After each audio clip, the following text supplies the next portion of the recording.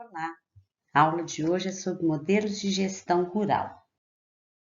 Toda empresa passa por processos de mudanças e isso é bastante natural.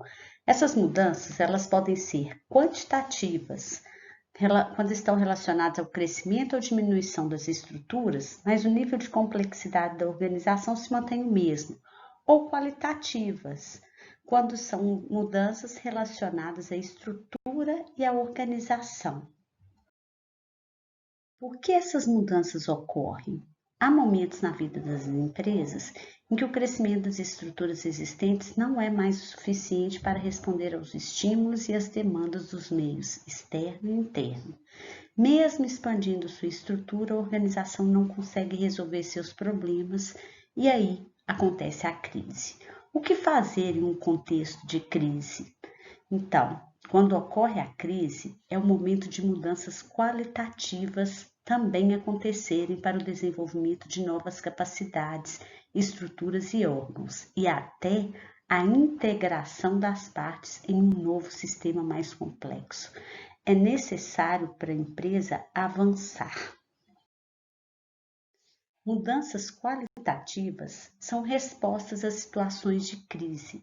Dessa maneira, assim como os seres humanos, as organizações também passam por diferentes fases de desenvolvimento. Essas fases, que estão demarcadas por crises, elas podem ser superadas e podem levar a organização a um estágio de desenvolvimento, ou não, o que pode levar a empresa ao seu fechamento.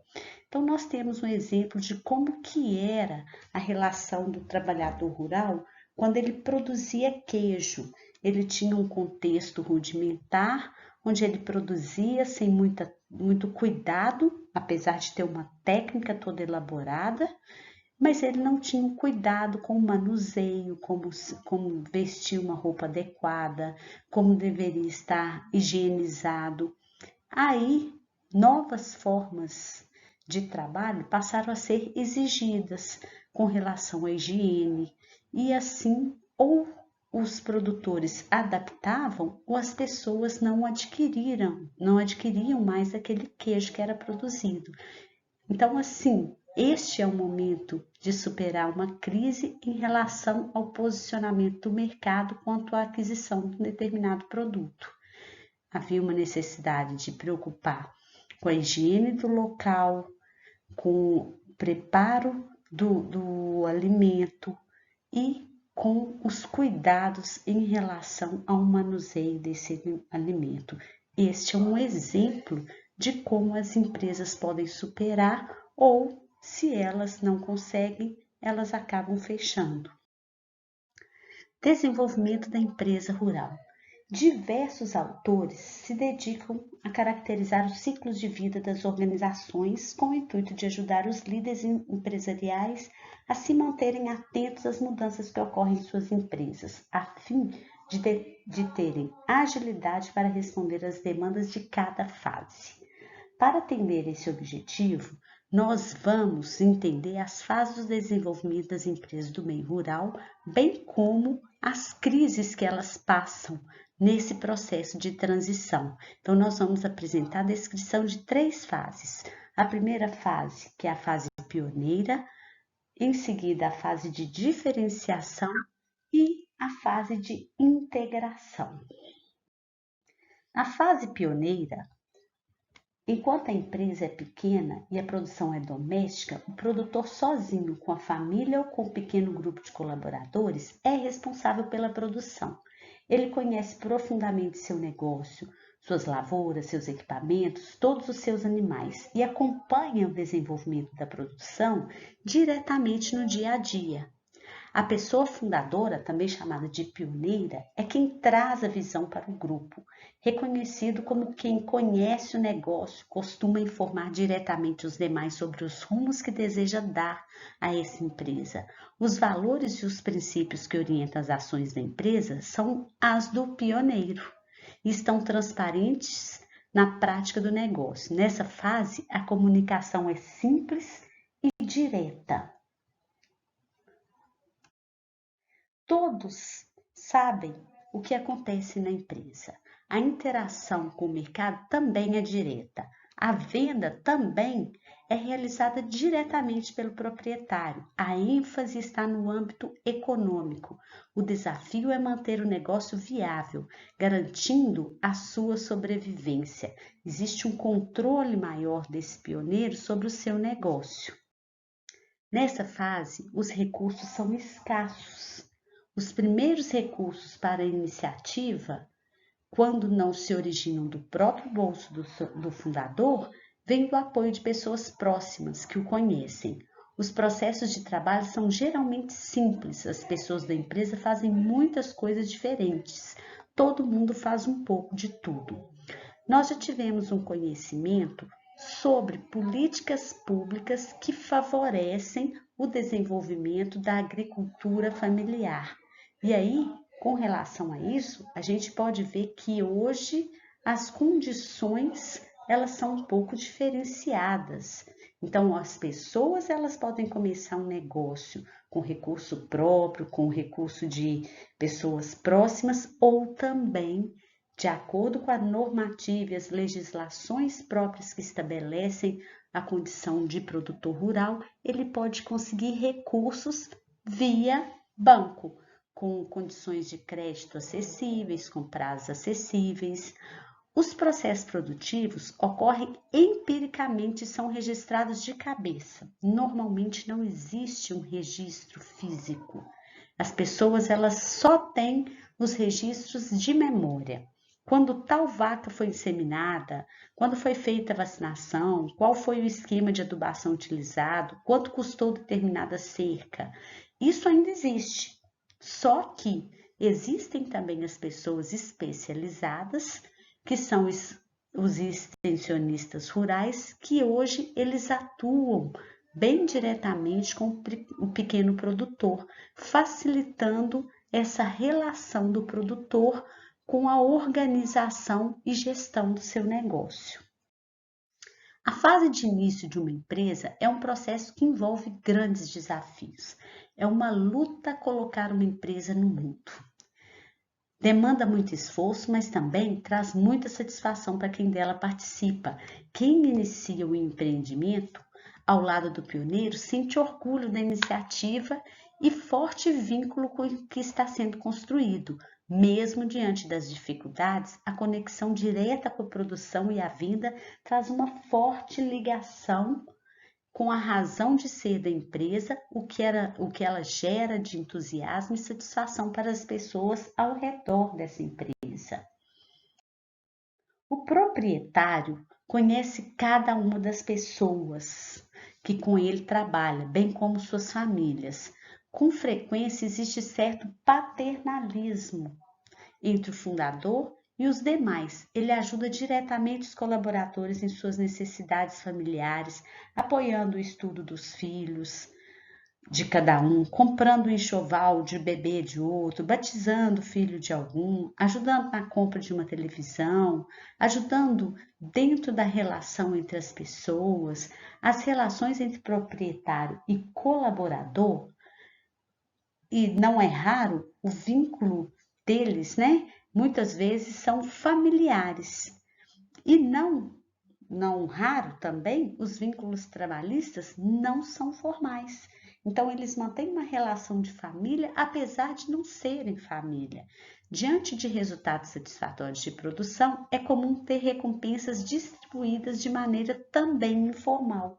Então, há um tratamento de proximidade muito grande entre as pessoas, apesar delas não se constituírem enquanto uma família, mas esse vínculo também é mantido.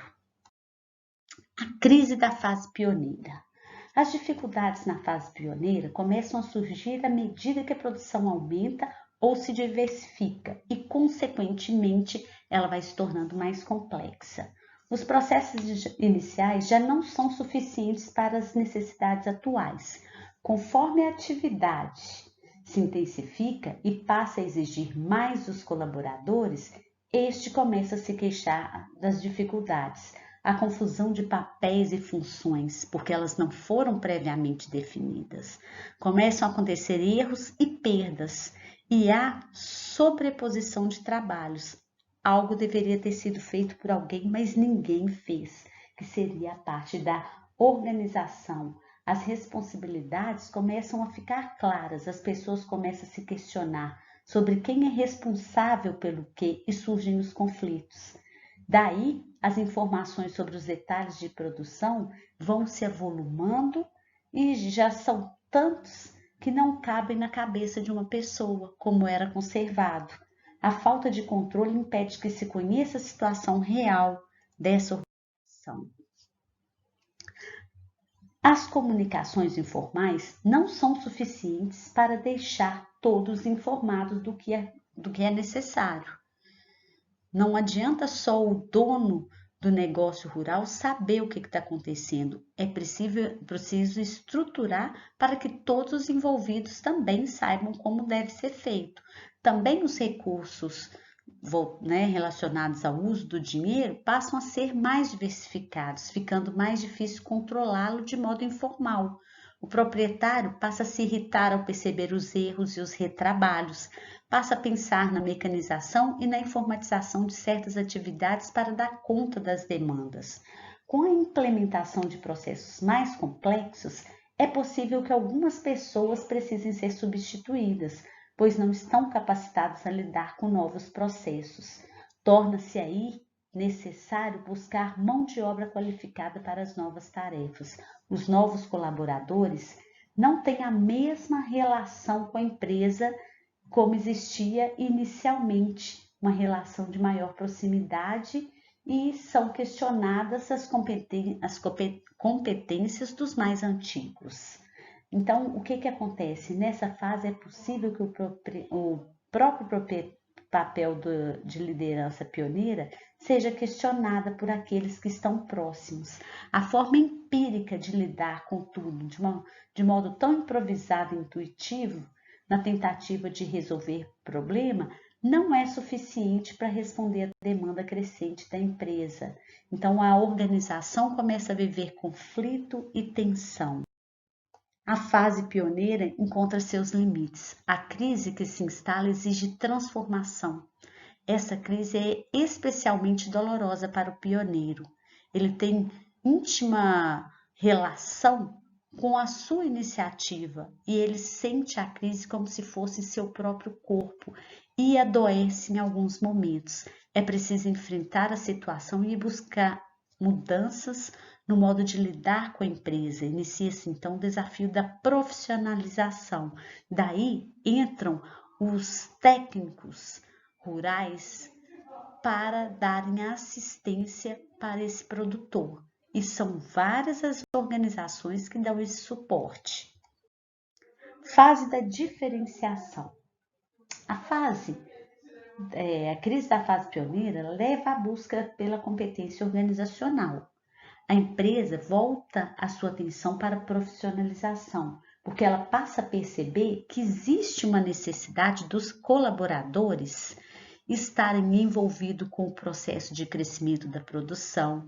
E aí é possível que se crie um organograma mais complexo, com mais níveis hierárquicos, porque mais pessoas estão envolvidas desenvolvendo suas atividades. Vai se fazendo uma diferenciação entre os cargos e as funções, com chefias, pessoas se tornam responsáveis pelo trabalho de outras, e o proprietário às vezes já não lida tão diretamente com todos os colaboradores. É preciso criar regras e procedimentos para que todos trabalhem de modo mais organizado. A empresa se ocupa de organizar os seus processos e a gerenciar suas atividades. As necessidades de profissionalização também propiciam a chegada de pessoas mais qualificadas para trabalhar na empresa. Pessoas com mais formação técnica, mais conhecimento sobre aquele negócio, ampliando assim a condição prática de desenvolvimento da empresa. Os novos procedimentos mais complexos também exigem registros e assim se desenvolvem controles para os processos. Quando há um crescimento, uma diversificação, é necessário que se tenha padrão de gestão de um negócio. A organização ela se faz necessária a todo momento. Gerenciar pessoas, gerenciar processos, gerenciar etapas. Então, isso tudo exige desenvolvimento e exige pessoas qualificadas. É possível que diferentes pessoas cuidem de diferentes etapas do processo produtivo, ou que algumas pessoas façam as atividades e outras simplesmente controlem o trabalho daqueles que estão realizando. É necessário garantir a comunicação entre as pessoas. Como consequência, aumenta o volume de papéis utilizados na prática diária. Registros, controles, comunicações internas. Hoje, com o advento da informática, apesar de que nem todas as organizações elas trabalham dessa forma, mas muitas já estão se profissionalizando com relação à utilização do meio digital. A fase da diferenciação caracteriza pelo grande movimento voltado para dentro da empresa, com a intenção de reorganizá-la. Há uma preocupação com a padronização dos trabalhos e começam a surgir as rotinas na empresa e a identificação de responsáveis para cada atividade. Desejam-se otimizar o uso de recursos e o tempo das pessoas. Busca-se aprimorar a produção e reduzir. Então, a partir desse momento, a administração, a gente começa a perceber que existe uma preocupação na gestão do negócio. As contratações de funcionários passam a considerar a competência técnica das pessoas. Quando alguém chega para trabalhar na propriedade, sabe pelo que será responsável e a quem deverá prestar contas. São estabelecidos critérios mais claros de remuneração, de bonificação e a liderança é formal. Existe uma coordenação, uma gerência ou uma linha de comando que vai organizar todas as etapas e processos. As decisões são tomadas de cima para baixo, de modo racional e analítico. Existe maior preocupação com os aspectos jurídicos, as relações trabalhistas. Elas também são mais formais para garantir a integridade de todas as etapas dos processos que são realizados na empresa. Caso a empresa seja familiar, pode acontecer que cada membro da família assuma uma área ou um departamento específico da empresa, ou que o proprietário e seus principais líderes busquem se capacitar em assuntos técnicos orientados à administração, ao marketing, à venda. Também são estabelecidos critérios bem claros com relação aos papéis de cada um dentro dessa organização, de modo que haja uma motivação para o crescimento dessa empresa. As pessoas elas passam a sonhar e a projetar naquela empresa suas expectativas e favorecendo assim o seu desenvolvimento. A crise da fase de diferenciação. As dificuldades da fase de diferenciação se iniciam quando há um excesso de racionalização e de normatização, e os processos ficam pesados, tornando a rotina da empresa muito burocrática. As pessoas se dedicam de tal modo às questões internas que pode ocorrer um distanciamento das necessidades e dos desejos do mercado. A profissionalização torna as relações mais impessoais e os processos de trabalho se distanciam dos valores e dos princípios que foram criados pelos fundadores. Os processos internos, eles tornam-se lentos e pouco flexíveis. A rigidez dos procedimentos faz com que a capacidade de adaptação dessa organização, dessa empresa, vá diminuindo. E a departamentalização gera divisão entre as pessoas de diferentes áreas, surgindo aí conflitos, competições. Percebe-se na empresa a perda da vitalidade de motivação com consequente queda da produtividade. Aí nós entramos na terceira fase, que é a fase da integração. Na crise da fase da diferenciação, os líderes sentem que é preciso resgatar a alma, a razão pelo qual a empresa foi criada. É preciso reconectar cada colaborador à missão da empresa e reavivar as relações em torno da iniciativa. Do mesmo modo, percebe-se que Cada colaborador ou grupo de colaboradores deve ser capaz de lidar de forma mais autônoma com os desafios de sua responsabilidade para tornar a gestão mais leve, mais ágil, mais dinâmica, dando assim continuidade a todo o processo que é a fase da integração. O que é integrar? É ato ou efeito de integração, de trabalho de forma conjunta. As atividades têm o sentido de complementação na empresa rural. Para garantir a autonomia dos grupos, os líderes se preocupam em criar visão e valores compartilhados com todos. Com isso, eles buscam dinamizar os processos, mantendo uma integração entre as áreas. O amadurecimento da empresa se reflete na maturação das relações entre ela e seus colaboradores. Isto pode ser observado em diversas características. Então, as políticas da empresa tornam-se mais transparentes para todos. A gestão participativa, na qual objetivos e metas são compartilhados, passa a ser valorizada. Do mesmo modo, são criadas políticas de premiação por meio de metas e de desempenho. A empresa encoraja a tomada de iniciativa e investe em treinamento e desenvolvimento de pessoas. A educação continuada e a aprendizagem individual e em grupos são valorizados. Como exemplo de prática adotada, toda uma equipe responsável por determinado cultivo participa de cursos sobre o tema. Além disso, a empresa abre políticas de incentivo para quem deseja estudar. Busca-se desenvolver as formas de tomada de decisão entre grupos da empresa e as decisões elas passam a ser mais compartilhadas, pois se deseja que as pessoas assumam juntas a responsabilidade pelo sucesso da organização. Isso é a integração. A fase da integração também se caracteriza por um incremento do diálogo da empresa com o mundo externo. Busca-se um equilíbrio dinâmico de atenção às questões internas e externas ao negócio. A empresa se reconhece como parte de uma rede interdependente de organizações nas áreas de negócio em que participa, pela qual é influenciada e sobre a qual exerce influência. Nessa fase, a empresa intensifica suas ações nessa rede. Ela se une às outras organizações para realizar ações conjuntas de interesse mútuo. Lutam por melhores preços de compra e de venda, compartilham recursos, constroem benfeitorias comuns e estabelecem relações construtivas com outros parceiros, com os vizinhos, os fornecedores, as associações, os serviços públicos, as cooperativas e outros. É possível que exista alguma relação entre os objetivos e as estratégias comumente adotadas pelos empresários rurais em seus processos de planejamento e o estágio ou fase do ciclo de vida em que se encontra a empresa ou os empresários em um determinado momento.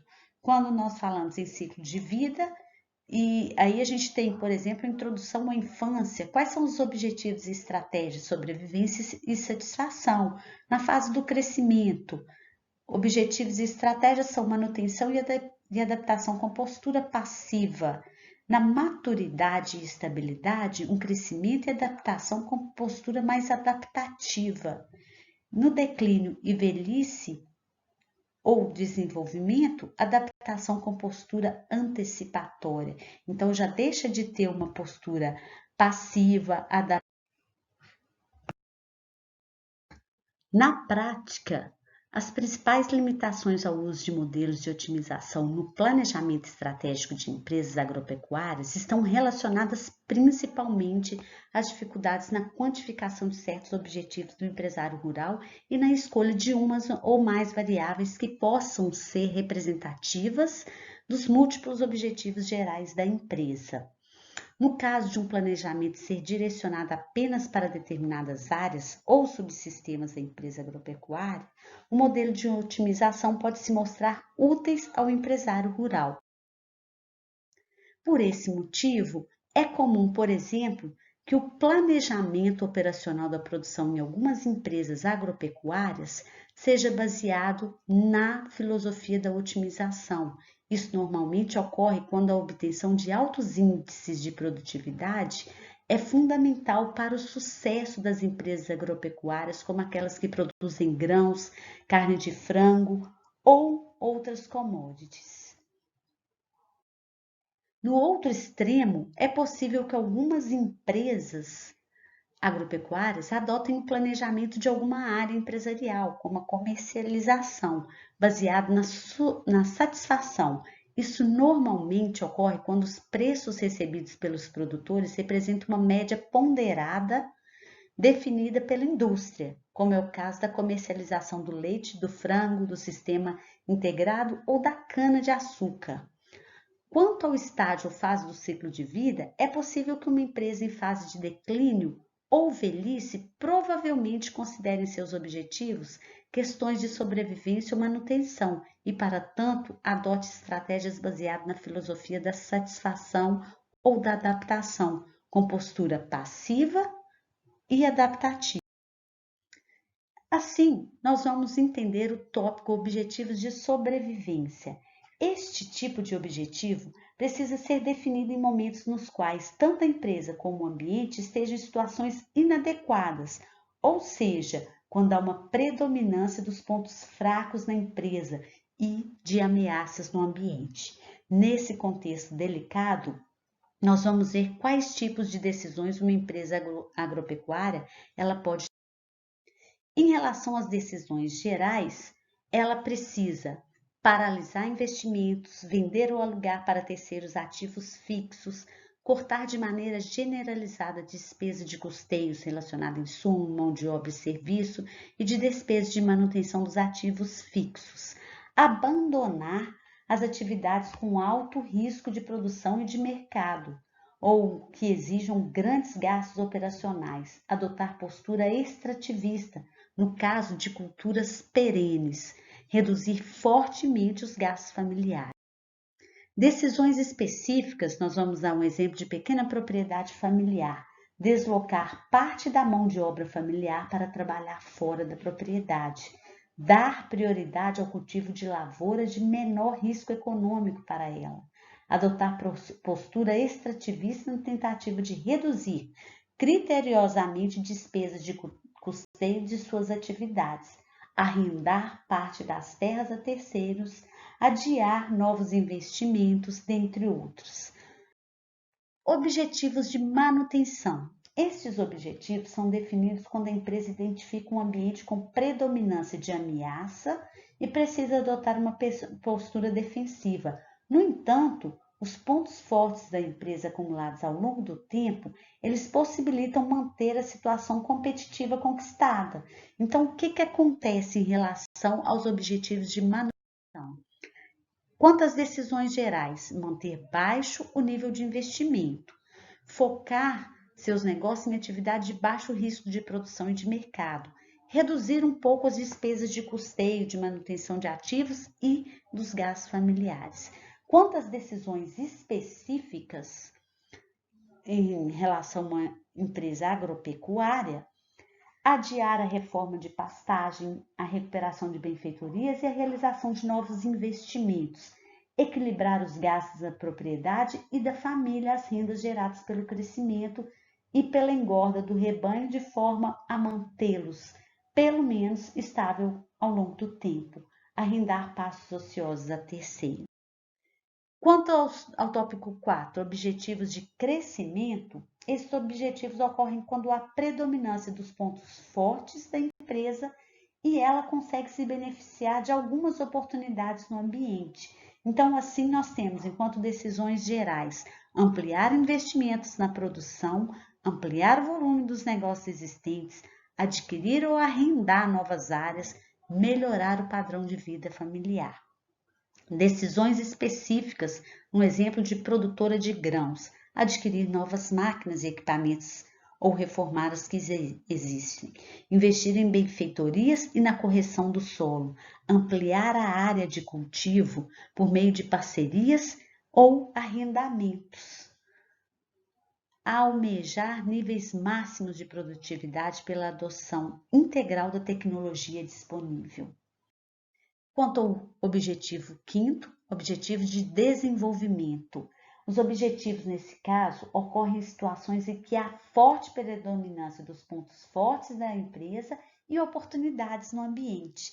Então, quais são as decisões gerais? Ampliar investimento em infraestrutura, iniciar novas atividades produtivas através da diversificação, perseguir níveis máximos de produtividade e qualidade no processo produtivo, otimizar a alocação de recursos físicos, financeiros, mercadológicos e humanos, conquistar diferenciações de marca e qualidade da sua produção, consolidar alianças com os clientes e fornecedores que proporcionem vantagens competitivas ou efeitos sinérgicos positivos.